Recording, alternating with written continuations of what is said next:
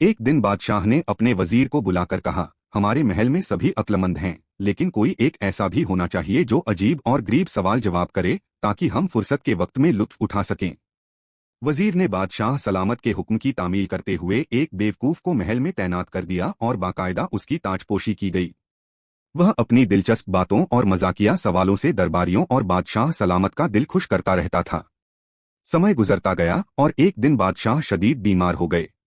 जब हकीमों और तबीबों ने भी जवाब दे दिया तो बादशाह ने अपने आखिरी वक्त की परेशानी को हल्का करने के लिए बेवकूफ को बुलाया और कहा, आज तुम सवाल करोगे और हम जवाब देंगे।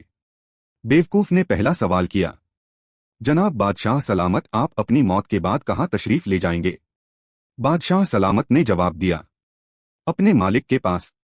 बेवकूफ ने दूसरा सवाल किया, जनाब बादशाह सलामत, वहां आप कितने रोज क़याम फरमाएंगे? बादशाह हल्का सा मुस्कुराए और बोले, हमेशा हमेशा के लिए। बेवकूफ ने तीसरा सवाल किया, बादशाह सलामत, वहां आपने अपने लिए आराम, क़याम और ताम खाने का इंतजाम भी किया होगा। बादशाह एकदम संजीदा गंभीर हो गए और जवाब दिया, नहीं, मैंने वहां के लिए कोई बंदोबस्त नहीं किया। बेवकूफ ने अपने सर से बेवकूफी का ताज उतारा और बादशाह सलामत के सर पर रखते हुए बोला, तो फिर इस ताज के हकदार मुझसे ज्यादा आप हैं।